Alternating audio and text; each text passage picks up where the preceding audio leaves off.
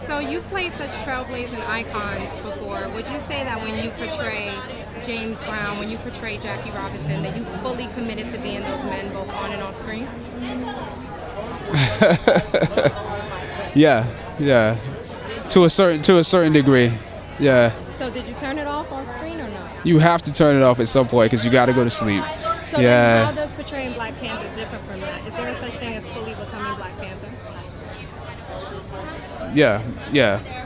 There's I think to answer your question, because it's an acting technique question more so than anything. You have to find what's healthy for you and what's healthy for the people around you. You have to know when you detox and when you don't, and when you talk to your family and when you don't. And so for James Brown, for instance, I knew that I couldn't talk to my team that I work with because I would fire everybody if I talked to them. I had to talk to them at ungodly hours when I was too tired to stay in that space anymore, and then answer questions the next time I talked to them after I had time to meditate on it. 42 was a different experience because it was a more quiet experience. He internalized the issues that he was dealing with as opposed to expressing them. So I could listen to people, and he wouldn't respond. This experience is more one where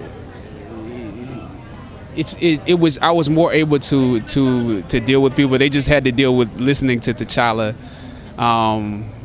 He's more diplomatic, and he's a person that considers family.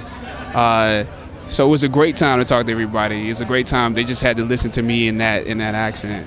Now, last question I want to know, because T'Challa, he doesn't really get a chance to mourn his father before he has to step up and be strong. And we see that sometimes with Black men in society, there's a disconnect between a moment to really be vulnerable.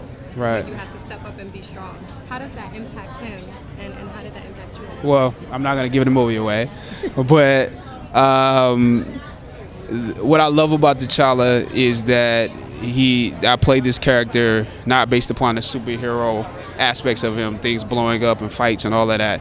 That he has a very human experience, and so this movie is about him being vulnerable. Like he can't complete his arc without the vulnerability of the losses, without dealing with death. So in a sense, this entire movie is about that, still dealing with his father.